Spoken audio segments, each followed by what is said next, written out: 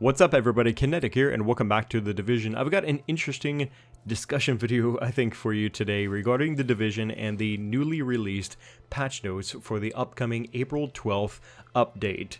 In the patch notes, there's a lot of things that I've already talked about, and I'm not going to go over all that stuff again. For example, the incursions and the gear sets. There's no new information really related to that. I'm only going to go over the new information that we're seeing here in the patch notes, and I'm also not going to just read it to you, because I know some YouTubers out there, they do that for different games, including The Division, where they just go, oh, here's the patch notes, and then read you the patch notes, because apparently you're an idiot and you can't read patch notes, which is just a really lame video to make. I wish people would stop doing that. But anyway, we're going to talk about these new things that we're finding here in the patch notes, because, well, some of these are actually really shocking.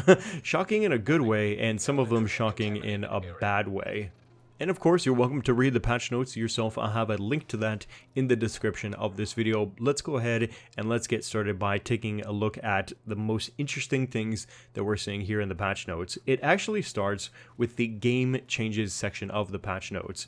In the gameplay, it talks about turret skills can no longer suppress NPC enemies. Okay, well, I guess that's cool. Next up, we've got recalibrating high-end items will now cost normal credits instead of Phoenix credits. This is a really awesome change right here, because I was actually thinking this myself. The other night, I was like, man, we gotta do something about this, because it's just way too expensive, like costing Phoenix credits to recalibrate items. What if they cut that in half and maybe just use normal credits instead, or something like that? Like the ideal, like the dream would be that they just use normal credits, and sure enough, that's exactly what they're doing. I can already hear the Phoenix credits like collectively like banging together in my wallet right now in celebration. That's a wonderful change. Next up, it says Phoenix credit drops have been increased on level 31 and 32 named enemies. That's an important thing right there, that it says named enemies, not just regular no-name guys, but actual like named bosses, I guess, is what this means. So for level 31 and 32, they will now drop more Phoenix credits. The standard level 30 named enemies will drop the usual 1 to 3 Phoenix credits. Level 31 will drop 2 to 4 Phoenix credits, and level 32 will drop 3 to 5 Phoenix credits. Again, my wallet is celebrating with this increase in potential Phoenix credits to be hoarded. In the next section, we're also going to continue with Phoenix credits, but now it's going to start to talk in a more Dark Zone related fashion. The vendor in the church safe house, the one that sells lots of really cool blueprints and stuff like that up in DZ6, is now going to sell items for Dark Zone funds instead of Phoenix credits. So just like the recalibrating high ends is just going to cost normal credits, buying the items in the Dark Zone vendor for what used to be Phoenix credits is now just going to be Dark Zone funds, which is really awesome. Also, on top of that, this is actually Division Tech related, and also related to the blueprints that are being sold. For one, the blueprints are now going to rotate out of the Dark Zone vendor. Apparently, most of, if not all of those blueprints, like for example, the firearms, electronics, and stamina blueprints, like for chest and whatever, those are actually going to now be sent over to the special vendor back at base of operations. So instead of this weird split between blueprints available at the base of operations and blueprints available from the Dark Zone vendors, they're all, I guess, now going to be pretty much housed at base of operations, except for some of the newer ones, I believe, are going to be available exclusively, at least for a time, it seems now, from the Dark Zone vendor. But either way, I think that's reason to rejoice that we're going to get more blueprints over at the special vendor. And on top of that, that means, and this is regarding the Division Tech, right?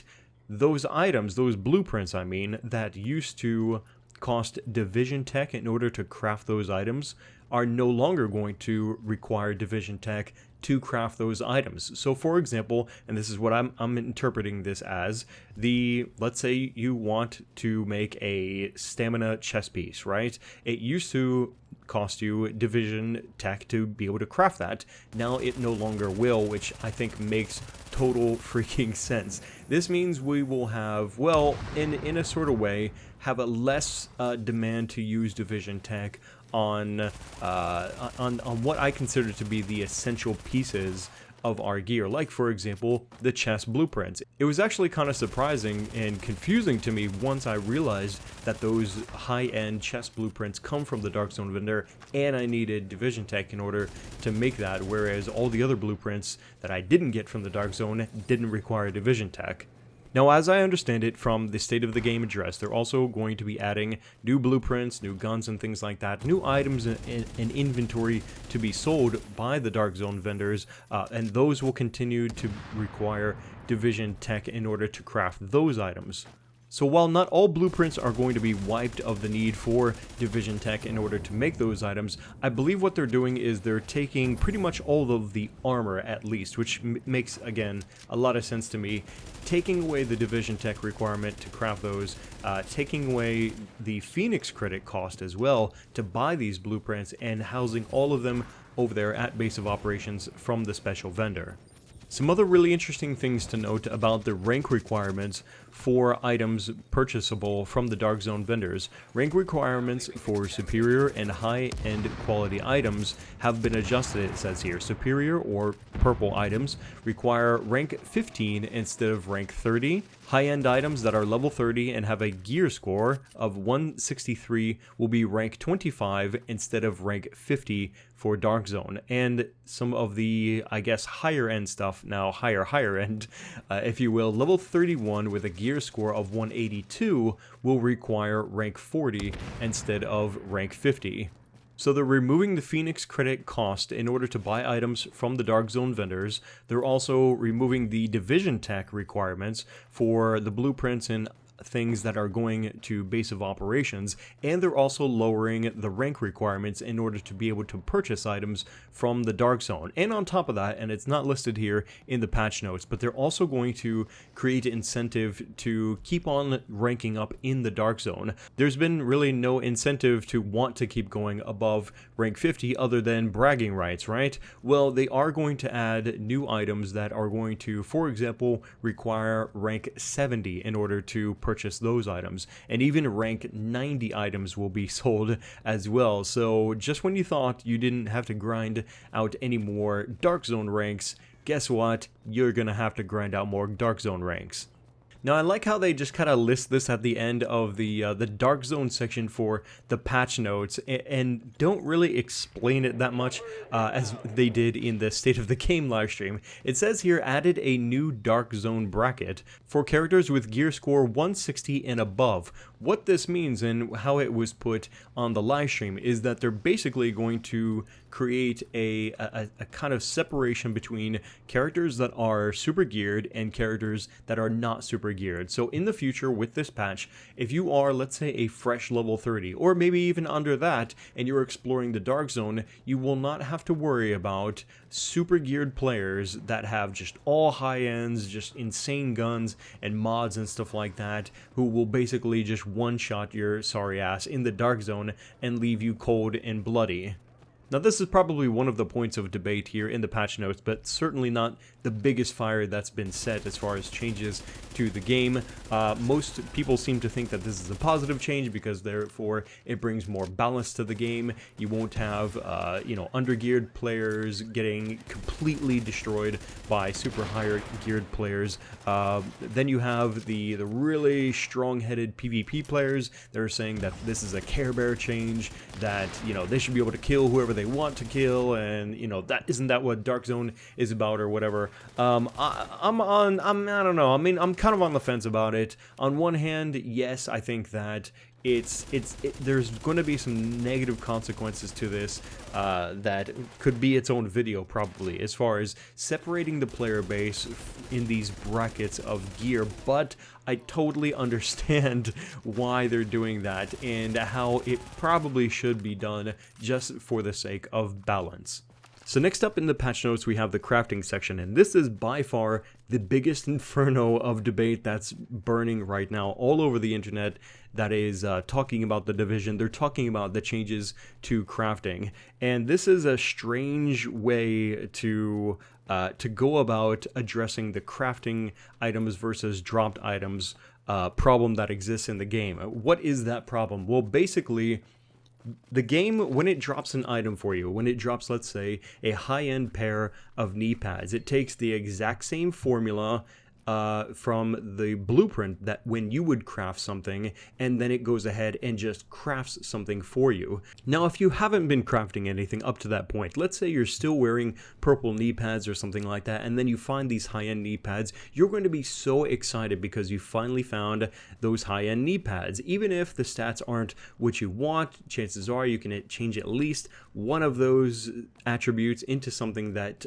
is more attuned to the kind of build that you're trying to make. And for the most part, I think early undergeared players will be happy simply to find something high-end dropping for them. However, if you've been playing the Division for a while now, you've been farming up mats, you've been farming up your Phoenix credits and stuff like that, and you've been preparing to binge craft, let's say, some knee pads. Again, it's the exact same formula of what you could get for high-end knee pads, but the difference here is that the game will only do it like that one time for you, right? In maybe the span of a week where it creates those high-end knee pads. Whereas if you've got the materials and all the requirements are set to, let's say, make 20 of these knee pads, then there is a much higher chance then from crafting that you can create the knee pads that you're actually looking for. Hell, you could probably make 3 different knee pads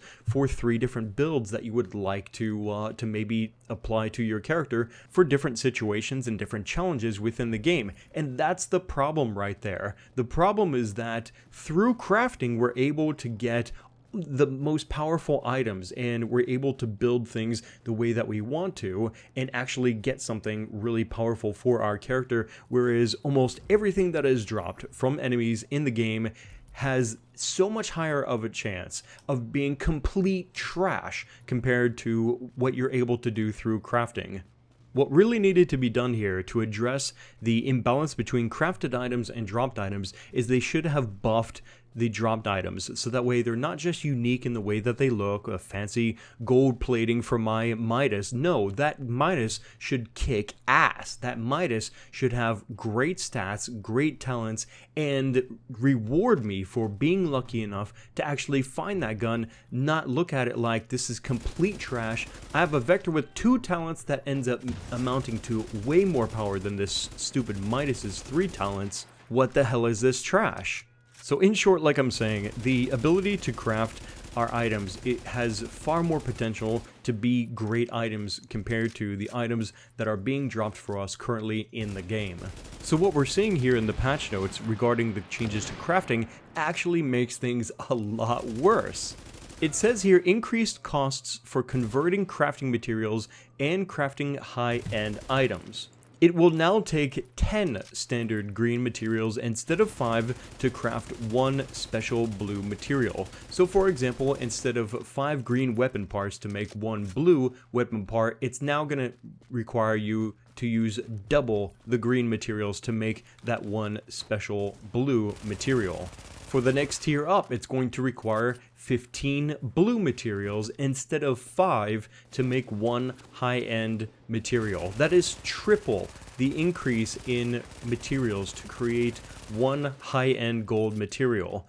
Now you might be thinking to yourself, how bad can that be? That's only from 5 to 15. I mean, yeah, it's triple, but is that really that big of a deal? Yeah, it kind of is actually. Prior to the upcoming patch, it would require 25 green pieces to make 5 blue pieces, and then those 5 blue pieces would make 1 yellow piece. And of course it takes multiple yellow pieces to make 1 high-end item. Now with the patch, it's going to require basically a conversion of 150 green materials just to make 15 blue materials just to make that 1 high-end material, again, which you would need multiples of in order to craft items. So basically at this point, if you're not picking up yellow materials from, let's say, those boxes at base of operations, and you're probably not, you're probably going to be getting blues or maybe even greens, it might just make you want to cry how long it's going to take you now to pull up enough materials to be able to convert them into yellow materials in order to make more high-end items. Now you might be thinking, well, this is actually great because the whole game shouldn't be focused and revolving around crafting in order to get the best gear out of the game, and I totally agree with you on that. That is why I think that the drops from enemies should be buffed, so that way we look forward more to farming bosses and playing the game that way rather than sitting around a crafting table. But this is a nerf to crafting. This is not a buff to dropped items. If I was the developer of this game, and unfortunately I'm not, right? But if I was, I would be once again increasing the rate at which high-end items would be dropping. This would mean that even if items are not going to be buffed to make them even more powerful than stuff that is going to be crafted, at least there's a higher chance through increased drops to actually get more meaningful and useful gear from the items that are being dropped. And on top of that, at the very least, you'll be able to deconstruct those items into materials that you could use, therefore, to go into crafting. Oh, but wait, there's more! There's also changes to deconstruction yield of standard green and high-end gold items. Deconstructing a standard green item will yield 1 instead of 2 materials. Deconstructing a high-end gold item will now only yield 1 instead of 2 high-end materials.